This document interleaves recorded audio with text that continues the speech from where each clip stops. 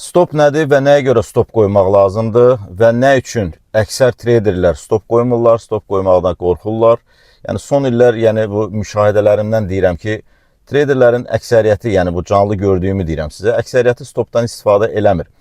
Bu iki halda stopu qoymur treyderlər. Birinci halda, yəni bu əgər peşəkar treyderdirsə, bu da 3-4% təşkil eləyir. Qalanı da ki, həm həvəskardır, həm də təcrübəsiz treyderdir. Yəni, səbəb nədir stop qoymamağın? İlk növbədə, əgər treyder stop qoymursa, təcrübəsizdir və yaxud, belə deyə, həvəskar treyderdirsə, bu stopun hara qoyacağını bilmir. Yəni, ikincisi də ki, itirəcəyi o məbləğə hazır deyil, psixoloji olaraq. Stop qoymaq, yəni bu sizin balansınızın təhlükəsizliyidir, yəni təminatıdır. Təsəvvür edin ki, avtomobil sürürsünüz, bu təhlükəsizlik kəmərini taxmırsınız. Yəni, taxa da bilərsiniz, taxmaya da bilərsiniz.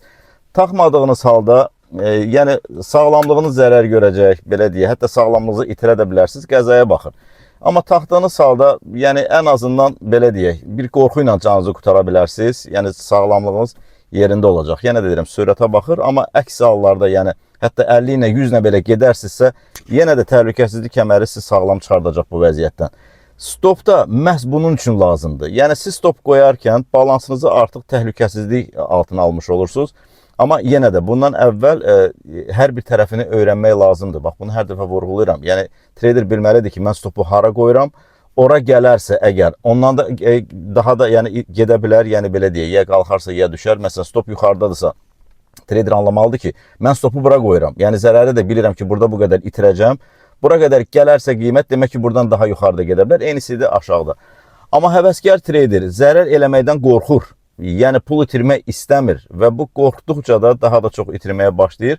Çünki yenə deyirəm, tradingə gəlib sadəcə olaraq tez bir zamanda asan pulla, belə deyə, çoxlu pul qazanmaq niyyəti ilə. O yüzdən də yəni bu əksər belə deyə, faizi təşkil eləyir və ona görə də əksər traderlər itirir. Mütləq şəkildə bu işin hər bir tərəfini öyrənmək yəni mütləqdir.